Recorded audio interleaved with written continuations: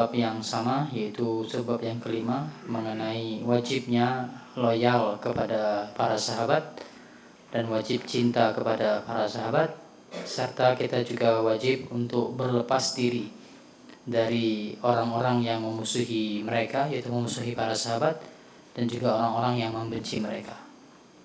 Ada sekelompok orang yang memusuhi para sahabat, membenci para sahabat, maka kita wajib berlepas diri dari mereka, tidak boleh berkasih sayang dengan mereka, tidak boleh tolong-menolong dengan mereka dalam hal yang demikian.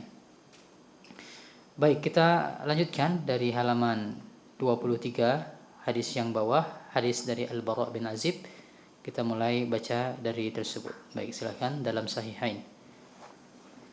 Bismillahirrahmanirrahim. Alhamdulillahirabbil alamin. Wassalatu wassalamu ala Rasulillah wa ala alihi wa sahbihi wa man tabi'ahum bi ihsan ila yaumiddin wa ba'd. Semoga Allah selalu menjaga kita semua, mengampuni kita dan juga ustaz, kedua orang tuanya dan juga seluruh kaum muslimin. Amin. Dalam Sahihain juga dari hadis Al-Bara' radhiyallahu anhu, Nabi sallallahu alaihi wasallam bersabda yang artinya, tidak mencintai Ansar kecuali seorang mukmin dan tidak membenci mereka kecuali seorang munafik.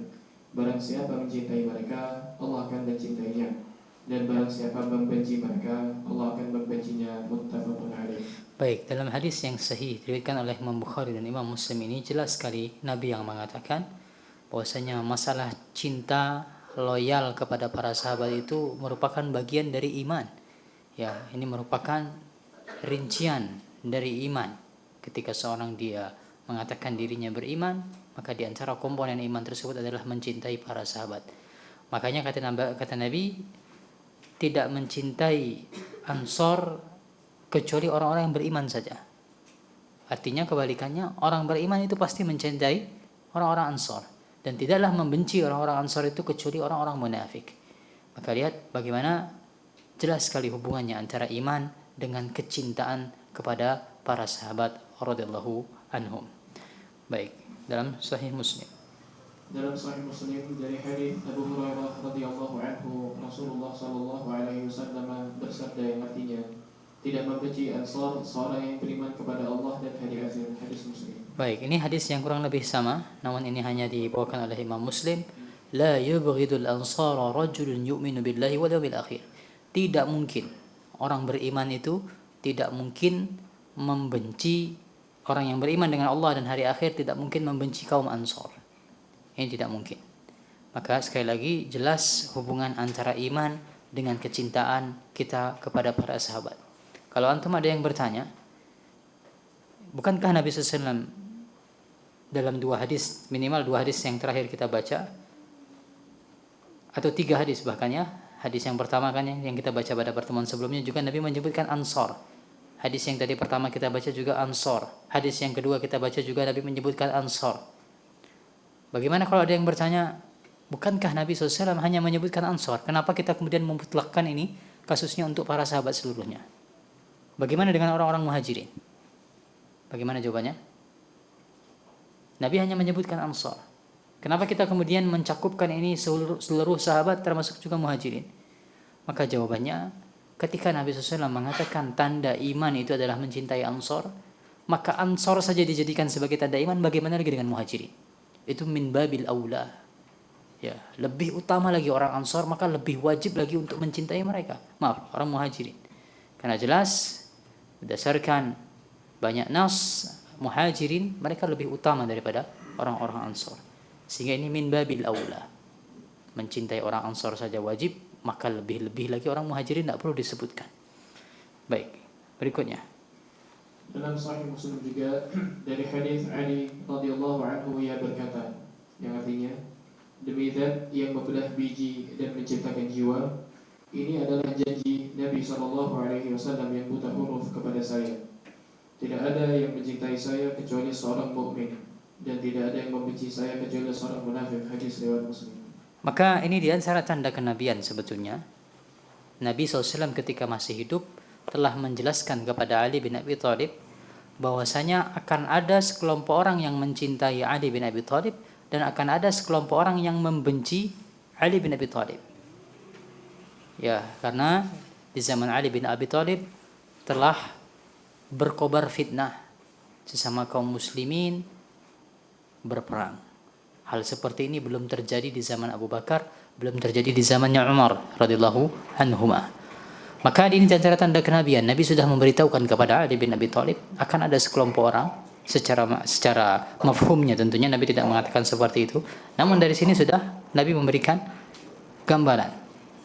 Maka kata Ali bin Abi Thalib, ini adalah janji yang diberikan oleh Nabi yang ummi. Apa maksud Nabi yang ummi adalah Nabi yang buta huruf, ya. Nabi Muhammad SAW itu adalah Nabi yang buta huruf. Nabi tidak bisa baca, tidak bisa tulis. Kenapa? Sudah sering kita sampaikan, di antara hikmahnya adalah untuk menguatkan bahwasanya beliau betul-betul mendapatkan wahyu dari Allah.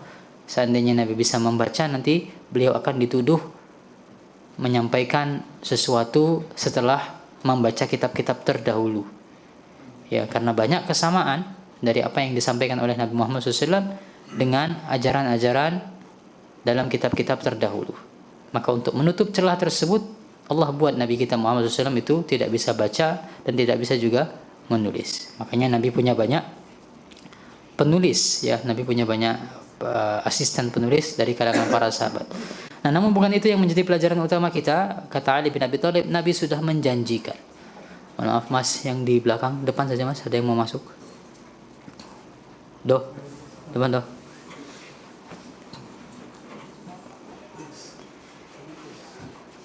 Baik. Nabi telah mengatakan kepada Ali bin Abi Thalib, menjanjikan, tidaklah yang mencintai Ali bin Abi Thalib itu melainkan dia adalah orang beriman, dan tidaklah membenci Ali bin Abi Thalib kecuali dia adalah orang munafik. Ini khusus memang untuk Ali bin Abi Thalib, namun sejalan dengan konsep umumnya bahwasanya standar iman adalah mencintai para sahabat di antaranya. Maka di sini Nabi SAW telah mengatakan kepada Ali bin Abi Thalib akan ada orang-orang yang membenci beliau. Itulah tanda kemunafikan. Maka nanti akan kita bahas di antara orang yang membenci Ali bin Abi Thalib siapa? Siapa orang kelompok yang membenci Ali bin Abi Thalib? Orang-orang Khawarij, atau istilahnya para ulama di antaranya, di antara sekte Khawarij adalah Nasibin atau Nawasib. Nanti kita baca. Baik. Salafus Saleh. Salafus Saleh dan para imam Huda telah mematuhi teks-teks ini dengan mencintai para sahabat Rasulullah SAW. Mereka mengarahkan orang-orang dan mendorong mereka untuk mencintai para sahabat Rasulullah SAW dengan mengharapkan pahala yang besar dan balasan atas hal itu. Banyak wasiat mereka dan berbagai bentuknya dalam hal ini. Di antaranya adalah apa yang disebut oleh Al-Imam Al-Laikai dalam bab-bab yang terpisah dan yang dikhususkan untuk apa yang diriwayatkan dari salaf tentang pentingnya mencintai para sahabat dalam kitabnya Syarah Ushul I'tiqad Ahli Sunnah wal Jamaah.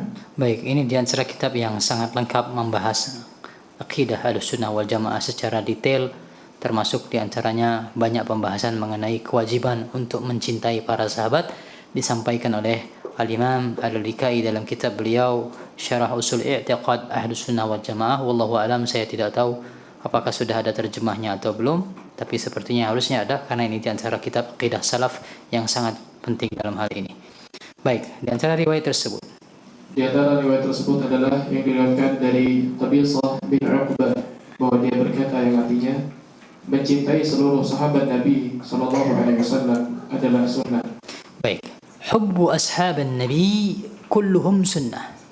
Ya, mencintai sahabat Nabi seluruhnya itu merupakan bagian dari sunnah. Maka sunnah di sini kita maknai sebagai ajaran Nabi. Sunnah sebagai ajaran Nabi. Maka berdasarkan hal ini kita bisa memahami, ya, lihat perkataan Qabisah bin Uqbah. Apa kata Qabisah? Mencintai seluruh sahabat Nabi merupakan sunnah. Makanya kita perlu bedakan, ya, ketika disebutkan istilah Ahlus Sunnah, maka istilah Ahlus Sunnah dia punya makna yang luas dan makna yang sempit. Apa itu Ahlus Sunnah dalam makna yang luas? Itulah seluruh kaum muslimin yang mereka mencintai para sahabat dan tidak mengkafirkan para sahabat, tidak mencela para sahabat. Ini secara umum disebut sebagai ahlu sunnah, yang lawannya merupakan Syiah. Ya, karena mencintai sunnah, maka mencintai para sahabat adalah sunnah. Maka dalam hal ini banyak para ulama menggunakan mereka adalah ahlu sunnah dalam artian karena mereka tidak mencela para sahabat, mereka mencintai para sahabat. Ya, sehingga sebagian ulama dalam kalimat mereka Asy'ariyah adalah ahlu sunnah, kemudian kelompok-kelompok yang lain semacam Murji'ah juga terkadang disebut sebagai ahlu sunnah dalam artian ahlu sunnah mereka tidak mencela para sahabat. Ini ahlu sunnah secara umum. Ya, definisi ahlu sunnah yang umum, yang lebih general seperti itu. Nah, sehingga itulah maksud kata dari perkataan Khabisah bin Uqbah, mencintai sahabat Nabi adalah bagian dari sunnah. Ditanyakan kepada Al-Hasan, dikatakan dikatakan kepada Hasan, artinya apakah mencintai Abu Bakar dan Umar adalah sunnah? Dia menjawab bukan, itu adalah kewajiban. Hubbu Abu Bakr wa Umar sunnah. Ada yang bertanya kepada Al-Hasan Al-Basri. Ya, jadi antum tidak main-main ini. Dimulai dari Qabisah, Hasan, nanti ada Masruq, ada Ayub As-Sikhtiyani. Ini semuanya adalah ulama-ulama kibar dari generasi awal Islam. Ini bukan perkataan yang main-main. Ini generasi awal, generasi terbaik dan ulama-ulamanya. Nah, termasuk yang ditanya adalah kepada Al-Hasan Al-Basri. Apakah mencintai Abu Bakar dan Umar itu sunnah? Sunnah di sini maksudnya adalah hukum, bukan berbeda dengan sunnah perkataan Qabisah tadi. Ada yang bertanya, apakah hukumnya mencintai Abu Bakar dan Umar itu adalah sunnah dalam artian anjuran? Apa jawab Al-Hasan Al-Basri? La faridah. Tidak. Hukum mencintai mereka berdua adalah sebuah kewajiban. Ini bukan pilihan bagi kita, dianjurkan mencintai Abu Bakar, dianjurkan untuk mencintai Umar, tidak. Ini kewajiban bagi kita untuk mencintai Abu Bakar dan Umar berdasarkan penjelasan Al-Hasan Al-Basri. Dari Masruq, dia berkata, mencintai Abu Bakar dan Umar serta mengetahui keutamaan mereka adalah bagian dari sunnah. Maka ini perkataan Masruq, ulama besar juga, kalau tidak dari tabi'in, tabi'ut tabi'in, yang terkenal dengan kisahnya. Dia kenapa disebut sebagai Masruq? Karena dia diculik. Ya, Masruq artinya seseorang yang diculik. Dia pernah diculik, selama beberapa waktu dia hilang, lalu tiba-tiba muncul lagi. Maka dia kemudian terkenal dengan nama Masruq. Ya, kemudian dia menjadi ulama besar. Maka dia mengatakan di situ mencintai Abu Bakar, mencintai Umar, dan ditambahkan harus mengetahui tentang keutamaan-keutamaan mereka berdua. Ini semua merupakan bagian dari sunnah Nabi SAW, merupakan bagian dari ajaran Nabi SAW. Baik, perkataan berikutnya dari Ayub As-Sikhtiyani. Ayub As-Sikhtiyani berkata, barang siapa yang mencintai Abu Bakar As-Siddiq, maka dia telah menegakkan agama. Barang siapa yang mencintai Umar, maka dia telah memperjelas jalan. Barang siapa yang mencintai Uthman, maka dia telah mendapat cahaya dari Allah. Barang siapa yang mencintai Ali bin Abi Thalib, maka dia telah memegang tali yang kokoh. Dan barang siapa yang berkata baik tentang para sahabat Muhammad SAW, maka dia telah terbebas dari kemunafikan. Maka ini penguat yang lainnya dari Ayub As-Sikhtiyani, salah seorang ulama besar juga dari generasi awal Islam. Ya, bagaimana dirincikan satu persatu mencintai Abu Bakar, mencintai Umar, mencintai Utsman, mencintai Ali, dan mencintai para sahabat seluruhnya. Itu merupakan bagian dari agama kita. Ya, meskipun nanti perlu kita perjelas di antara bentuk mencintai itu apa. Jelas cinta itu merupakan perbuatan hati, hadir di dalam hati. Namun juga nanti ada beberapa konsekuensi amal, bagaimana bentuk mencintai mereka, nanti akan kita bahas di akhir insyaallah. Berikutnya Bishr Al-Haris. Dari Bishr ibn Al-Harith, dia berkata, yang artinya, saya berkata kepada Malik bin Mughal, berikan saya wasiat. Kemudian dia berkata, saya wasiatkan kepadamu untuk mencintai dua syekh, yaitu Abu Bakar dan Umar. Maka saya berkata, Allah telah memberikan kebaikan yang banyak dalam hal itu. Dia berkata, wahai orang bodoh, demi Allah, saya berharap kepadamu atas cinta kepada mereka sebagaimana saya berharap kepadamu atas tauhid. Baik. Di sini kasusnya adalah Bishr ibn al-Haris al-Hafi, ya, atau lebih terkenal dengan namanya Bishr al-Hafi. Dia bertanya kepada salah seorang ulama di masa silam yang bernama Malik bin Mughal, atau dia lebih tepatnya meminta wasiat. Maka diberikan wasiat oleh Malik, saya wasiatkan kepada engkau untuk mencintai syaikhaini. Siapa yang disebut sebagai syaikhaini di sini? Abu Bakar dan Umar. Maka Anda perlu teliti dengan istilah syaikhani atau syaikhaini. Kalau ulama salaf yang menyebutkan syaikhani atau syaikhaini, entah itu dari kalangan tabi'in atau tabi'ut tabi'in atau generasi setelahnya, istilah syaikhaini itu merujuk kepada Abu Bakar dan Umar. Dua orang syekh. Siapa dua orang syekh ini? Itulah Abu Bakar dan Umar. Kalau generasi awal demikian istilah ini. Tapi kalau sudah generasi berikutnya, siapa syaikhain ini dimaksudkan?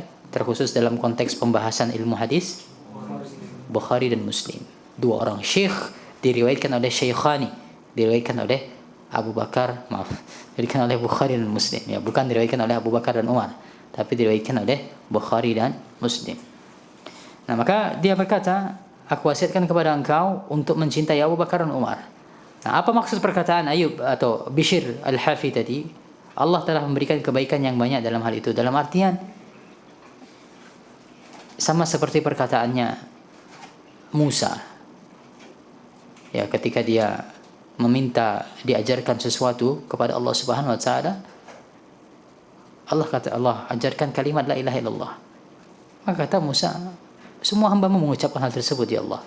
Nah, maka seperti itu juga yang dikatakan oleh Bishr al-Haris. Sudah banyak orang yang memiliki akidah seperti itu, ya, mencintai Abu Bakar dan Umar.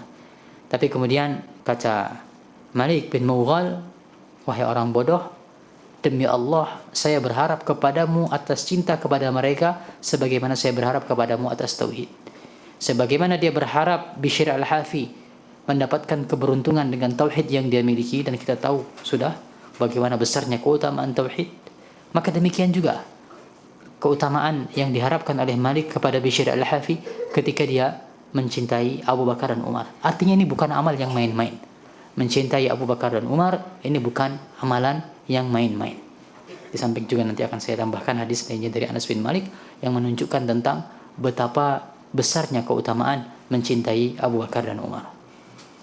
Al-Imam At-Tahawi berkata, Al-Imam At-Tahawi rahimahullah berkata, kami mencintai para sahabat Rasulullah sallallahu alaihi wasallam dan tidak berlebihan dalam mencintai salah satu dari mereka. Oke, ini disebutkan Imam Tahawi dalam kitab beliau yang terkenal yaitu Al-Aqidah At-Tahawiyah. Dalam kitab Aqidah Tahawiyah juga dibahas beberapa poin mengenai prinsip Ahlus Sunnah wal Jamaah, yaitu kewajiban kita semua untuk mencintai para sahabat Rasulullah sallallahu alaihi wasallam. Ibnu Taimiyah berkata, Ibn Taimiyah rahimahullah berkata, yang artinya sunnah adalah mencintai Utsman dan Ali semuanya dan mendahulukan Abu Bakar dan Umar atas mereka berdua. Baik. Kenapa Ibnu Taimiyah menyebutkan sunnah adalah mencintai Utsman dan Ali semuanya? Kedua-duanya ini harus dicintai. Kemudian dan kita juga merupakan bagian dari sunnah adalah mendahulukan Abu Bakar dan Umar setelah atau sebelum Utsman dan Ali. Apa maksud perkataan Ibnu Taimiyah ini? Karena perlu diketahui para ulama sepakat secara keutamaan jelas nomor 1 Abu Bakar, nomor 2 Umar. Ini sepakat. Nah, nomor 3 ini para ulama sudah berselisih pendapat. Siapa yang lebih utama, apakah Utsman ataukah Ali? Di kalangan ahli sunnah wal jamaah pun berbeda pendapat dalam hal ini. Wallahu ta'ala alam, pendapat yang lebih kuat nanti juga, dan tadi kemarin juga sudah dijelaskan ya, kita baca dalam kitab ini. Kalau kesimpulannya Syekh Ibrahim bin Amir Ar-Ruhaili, Utsman nomor 3, karena Allah sudah menetapkan urutan khalifah itu sesuai dengan urutan keutamaan. Ya, tapi meskipun kita tidak menutup mata, ada sebagian ulama lainnya yang mengatakan Ali bin Abi Thalib lebih utama dari Utsman bin Affan. Nah, makanya sebagai bentuk kehati-hatian itulah yang disebutkan oleh Ibnu Taimiyah, yang jelas siapakah yang lebih mulia, apakah Utsman atau Ali, wajib untuk mencintai mereka berdua. Namun Wajib juga untuk mengimani Abu Bakar dan Umar itu lebih utama daripada Utsman ataupun Ali. Barang siapa yang menganggap Ali bin Abi Thalib lebih utama dari Abu Bakar dan Umar, maka inilah dia salah satu keyakinan Syiah. Ya. Maka seringan-ringan akidah Syiah tidak mengkafirkan Abu Bakar, tidak mengkafirkan Umar, tidak mengkafirkan para sahabat. Seringan-ringan akidah Syiah adalah menganggap Ali bin Abi Thalib lebih utama daripada Abu Bakar dan Umar. Ini adalah sekte Syiah yang paling dekat dengan Ahlus Sunnah. Ya, sekte Syiah yang paling dekat dengan Ahlus Sunnah menganggap Ali bin Abi Thalib lebih utama dari Abu Bakar dan Umar. Baik. Berikutnya diketahui bahwa salah satu konsekuensi dari cinta yang tulus kepada para sahabat Nabi SAW yang dipegang oleh salafus salih adalah ada 3 yang akan disampaikan oleh Syekh Ibrahim. Kita mengatakan, kita berkesimpulan sudah, insyaallah kita sudah sepakat wajib mencintai para sahabat. Nah, apa bentuk realisasinya, bentuk nyatanya mencintai para sahabat? Yang pertama, mendoakan mereka dan memohon rahmat untuk mereka. Sebagaimana Allah berfirman setelah memuji para muhajirin dan ansar dalam surat Al-Hasyr, yang artinya, dan orang-orang yang datang sesudah mereka berkata, ya Tuhan kami, ampunilah kami dan saudara-saudara kami yang telah beriman lebih dahulu dari kami, dan janganlah Kau jadikan di dalam hati kami kedengkian terhadap orang-orang yang beriman. Ya Tuhan kami, sesungguhnya Engkau Maha Penyantun lagi Maha Penyayang. Maka dalam surah Al-Hasyr ini Allah Subhanahu wa taala berfirman tentang kita semua, yaitu wallazina ja'u min ba'dihim yaqulun. Orang-orang yang datang setelah mereka, yaitu setelah para sahabat. Orang-orang beriman yang datang setelah para sahabat, mereka berdoa, Rabbana ighfir lana wa li ikhwanina allazina sabaquna bil iman. Ya Allah, ampunilah dosa kami dan dosa saudara-saudara kami yang telah beriman lebih dulu daripada kami. Jelas yang paling berdahulu, yang paling terdahulu dalam beriman kepada Allah dan Rasulnya adalah para sahabat radhiyallahu anhum. Maka di situ terdapat dalil yang sangat jelas. Di antara konsekuensi kita mencintai para sahabat adalah kita mendoakan mereka dengan ampunan, sebagaimana dalam surah Al-Hasyr ini. Bisa juga kita dengan mendoakan rahmat bagi mereka, dan tentunya termasuk juga dalam hal ini doa yang sering kita ucapkan, yaitu radhiyallahu anhum. Ya, kita harus terbiasa mengucapkan hal ini ketika menyebutkan nama Abu Bakar radhiyallahu anhu, Umar radhiyallahu anhu, Aisyah radhiyallahu anha, Ummu Salamah radhiyallahu anha, para sahabat seluruhnya radhiyallahu anhum. Seperti itu. Maka ini di antara bentuk nyata kecintaan kita kepada para sahabat radhiyallahu anhum. Baik, yang kedua. Yang kedua, berlepas diri dari musuh-musuh mereka. Orang-orang yang memusuhi mereka dan membenci mereka, berlepas diri dari musuh-musuh mereka, orang-orang yang memusuhi mereka dan membenci mereka, karena tidak mungkin menggabungkan antara cinta kepada mereka dan cinta kepada musuh-musuh mereka, serta loyalitas kepada mereka dan loyalitas kepada musuh-musuh mereka. Allah berfirman yang artinya, dan orang-orang yang beriman, laki-laki dan perempuan, sebagian mereka adalah penolong bagi sebagian yang lain. Dan Allah juga berfirman yang artinya, kamu tidak akan mendapati suatu kaum yang beriman kepada Allah dan hari akhir saling berkasih sayang dengan orang-orang yang menentang Allah dan Rasulnya, sekalipun mereka adalah ayah-ayah mereka, anak-anak mereka, saudara-saudara mereka, atau keluarga mereka. Maka surat At-Taubah 71 sudah kita bahas pada pertemuan sebelumnya. Maka silahkan perhatikan kemudian pada surat Al-Mujadilah ayat 22 ini. La tajidu qauman, kata Allah Subhanahu wa taala, tidak akan engkau dapati sekelompok orang yu'minuna billahi wal yaumil akhir, yang mereka itu mengaku diri mereka orang yang beriman kepada Allah dan hari akhir, yuwaduna man haddallaha wa rasulah. Tidak mungkin mereka itu berkasih sayang dengan orang-orang yang menentang Allah dan Rasulnya.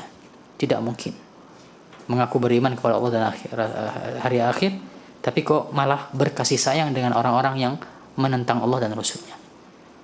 Silakan Anda bayangkan sendiri orang Syiah. Ya, bagaimana orang Syiah mencaci maki Abu Bakar, mencaci maki Umar, bahkan mereka jadikan doa di dalam salat mereka. Maka bagaimana mungkin kita orang yang mengaku beriman kepada Allah, beriman kepada Rasulullah, beriman kepada hari akhir, rela untuk berkasih sayang dengan orang-orang seperti itu. Tidak mungkin. Ya, maka inilah di antara konsekuensi iman atau konsekuensi cinta kepada para sahabat. Tidak mungkin kita berkasih sayang dengan orang-orang yang membenci para sahabat, bahkan mengkafirkan para sahabat, mengatakan perkataan-perkataan yang keji kepada para sahabat radhiyallahu anhum. Tidak mungkin. Ya, antum kalau belum baca, belum mendapati bagaimana orang Syiah itu yang aslinya, belum mungkin merasakan ya, sampai level kita itu sakit hati mendengar bagaimana celaan mereka terhadap Abu Bakar, celaan mereka terhadap Umar, celaan mereka terhadap Ibunda Aisyah kepada Hafsah. Nanti sebagainya akan dikutipkan oleh Syekh Ibrahim Ar-Ruhaili langsung dari kitab-kitab Syiah. Ya, kita akan membahas nanti ada kutipan-kutipan bagaimana akidah Ahlussunnah, akidah Syiah, akidah yang betul-betul mencoreng akidah kita, mencoreng hati kita, menyakiti hati kita, Ahlussunnah wal Jamaah yang mencintai para sahabat, sehingga tidak mungkin kita berloyalitas dengan orang-orang Syiah seperti itu. Baik, Imam Tahawi mengatakan, Imam Tahawi rahimahullah mengatakan, kami mencintai para sahabat Rasulullah sallallahu alaihi wasallam dan kami membenci siapa saja yang membenci mereka, serta kami membenci pihak yang menyebutkan keburukan para sahabat. Syekhul Islam Ibnu Taimiyah rahimahullah dalam konteks menyebutkan keyakinan Ahlus Sunnah tentang para sahabat dan kecintaan mereka terhadap mereka, beliau berkata, mereka berlepas diri dari cara kaum Rafidhah yang membenci para sahabat dan mencela mereka, serta dari cara kaum Nawasib yang menyakiti Ahlul Bait baik dengan perkataan maupun perbuatan. Baik, ini penjelasan Ibnu Taimiyah dalam Majmu' al-Fatawa tentang akidah Ahlussunnah wal Jamaah. Bahwasanya kita Ahlussunnah wal Jamaah berlepas diri dari praktek orang-orang Rafidhah, yaitu orang-orang Syiah yang membenci para sahabat dan mencela mereka. Nanti sebagian akan kita lihat bentuk-bentuk celaan tersebut. Lalu kita juga Ahlussunnah wal Jamaah berlepas diri dari kaum Nawasib. Caranya kaum Nawasib. Apa itu Nawasib? Bentuk jamak dari Nasibi, bentuk tunggalnya Nasibi adalah sektenya Khawarij. Di mana orang-orang Khawarij ini mereka membenci Ahlul Bait. Ya, dimulai dari kejadian terbunuhnya Ali bin Abi Thalib, mereka bergembira. Orang-orang Khawarij ketika Ali bin Abi Thalib terbunuh, siapa yang bunuh? Abdullah bin Muljam, ya. Dibunuh, langsung mereka bergembira. Sebagian mereka membuat syair-syair bersyukur atas terbunuhnya Ali bin Abi Thalib. Bahkan tidak hanya berhenti di situ. Ya, ketika ada Ahlul Bait, keturunan Nabi SAW yang ikut terbunuh juga, mereka juga ikut bergembira. Bahkan mereka mengganggu sebagian dari Ahlul Bait, keturunan Nabi Muhammad SAW. Maka ada dua kutub ekstrim dalam hal ini. Ya, sehingga terkhusus tadi terkait Ali bin Abi Thalib, makanya Nabi sudah sampaikan. Ya, terkait Ali bin Abi Thalib ini, sebagian Rafidhah mereka mengkafirkan sahabat sampai level kemudian menuhankan Ali bin Abi Thalib. Sebagian lagi dari orang-orang Khawarij mereka membenci, bahkan mengkafirkan. Ya, Ali itu menurut orang-orang Khawarij telah kafir. Maka kita Ahlussunnah wal Jamaah berlepas dari cara-cara yang demikian. Baik, Abu Nu'aim berkata, Imam Abu Nu'aim berkata, yang artinya rahimahullah, menahan diri dari menyebut para sahabat Rasulullah sallallahu alaihi wasallam dan menyebut kesalahan mereka, menyebarkan kebaikan dan keutamaan mereka, serta mengalihkan urusan mereka ke arah yang paling baik, merupakan tanda orang-orang mukmin yang mengikuti mereka dengan baik. Baik, Abu Nu'aim atau Abu Naim, ada dua cara baca nama beliau. Kalau tidak Abu Nu'aim, Abu Naim. Maka di sini di antara keyakinan kita kepada para sahabat adalah kita wajib untuk menahan diri dari menyebutkan kesalahan-kesalahan dan kekeliruan mereka. Jelas para sahabat itu person to person, mereka tidak maksum. Mereka ada yang bermaksiat, ada yang tergelincir dalam sebuah kesalahan. Itu jelas. Namun tugas kita apa? Berdasarkan banyaknya pujian Allah kepada mereka, pensucian Allah kepada mereka, maka tugas kita adalah menahan lisan kita dari membicarakan keburukan-keburukan tersebut. Dan di antara kewajiban kita adalah mengalihkan urusan mereka ke arah yang paling baik, dalam artian bagaimana kita menafsirkan kejadian-kejadian tersebut harus dengan sebaik-baik tafsiran, digiring kepada pemaknaan yang paling baik. Misal, di antara fitnah yang terjadi di kalangan para sahabat, nanti akan kita bahas masalah peperangan yang terjadi antara Ali bin Abi Thalib dengan Muawiyah bin Abi Sufyan. Bayangkan, dua sahabat berperang. Maka tidak kemudian kita mencela salah satu, terkhusus mencela Muawiyah bin Abi Sufyan, tidak. Kita harus mentakwil ini, mentafsirkan ini dengan sebaik-baik tafsiran. Kita katakan, yang salah di antara mereka mendapatkan satu pahala, yang benar mendapatkan dua pahala. Mereka levelnya adalah level mujtahid. Mereka berhak untuk berijtihad. Sehingga Nabi mengatakan, mujtahid yang dia salah, satu pahalanya. Mujtahid yang dia benar, pahalanya dua. Sehingga tidak ada yang salah. Ya, inilah contoh sebaik-baik penafsiran. Namun poinnya adalah, kata Abu Nuaim, wajib bagi kita untuk memberikan pemaknaan yang paling baik atas apa-apa yang terjadi pada diri mereka. Dan ini nanti ada bab khususnya setelah ini. Kita harus belajar ketika melihat kekeliruan-kekeliruan para sahabat, kita tafsirkan dengan tafsiran sebaik-baiknya.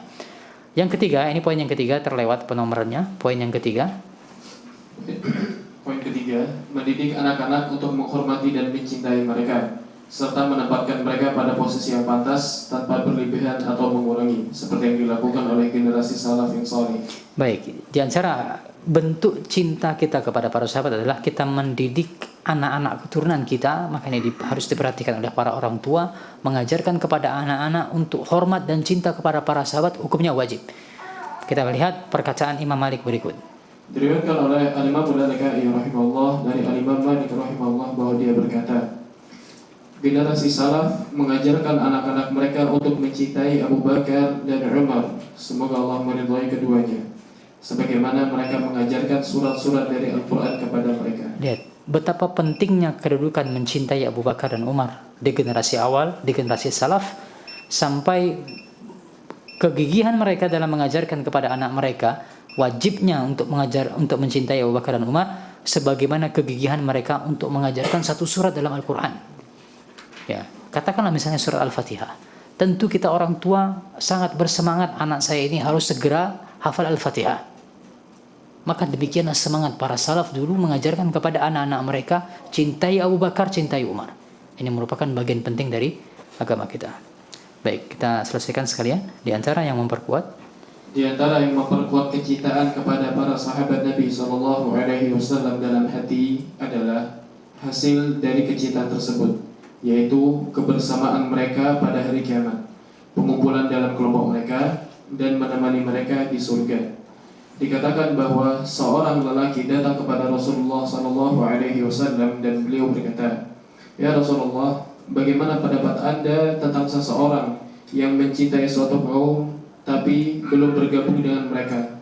Rasulullah SAW menjawab yang artinya, seseorang akan bersama dengan yang dia cintai. Maka inilah di antara ganjaran terbesar yang bisa didapatkan oleh seseorang ketika dia mencintai para sahabat. Nabi mengatakan, al-mar'u ma'a man ahab. Seseorang itu akan dikumpulkan oleh Allah bersama orang-orang yang dia cintai. Kita sudah membaca sebagiannya, bagaimana sebagian sahabat itu sudah secara jelas disebutkan oleh Nabi penduduk surga. Kita sudah sebutkan, Nabi mengatakan tidak akan masuk neraka orang-orang yang mereka terlibat apa? Badar, dan terlibat pada Hudaybiyah, Bai'at Ar-Ridwan, pada kejadian Hudaybiyah, tidak akan masuk neraka. Maka sudah dijamin surga oleh Allah Subhanahu wa taala para sahabat ini. Maka ketika kita mencintai mereka, kata Nabi kita SAW, seseorang akan dikumpulkan bersama orang-orang yang dia cintai. Maka terdapat hadis lainnya mengenai hadis ini, kita baca di MPDS setiap hari Selasa. Hadis di mana Anas bin Malik meriwayatkan hadis ini. Maka apa kata Anas bin Malik ketika dia mendengar Nabi bersabda ini? Maka kata Anas bin Malik, maka saya pun mencintai Abu Bakar dan saya pun mencintai Umar. Ini yang mengatakan Anas bin Malik. Ketika dia mengetahui orang-orang itu akan dikumpulkan bersama orang-orang yang dia cintai, meskipun kata Anas bin Malik, meskipun kita mengetahui amal kita tidak akan sampai seperti Abu Bakar dan Umar, ya, tidak akan sampai pahala kita seperti mereka, tapi janji Allah, Allah akan mengumpulkan seseorang bersama orang-orang yang mereka cintai. Hadza wallahu taala alam. Kita cukupkan demikian. Nanti kalau ada yang ingin bertanya bisa setelah azan, kita sambil makan malam nanti. Kita cukupkan demikian. Sallallahu ala nabiyina Muhammad wa ala alihi wasallam. Subhanakallah.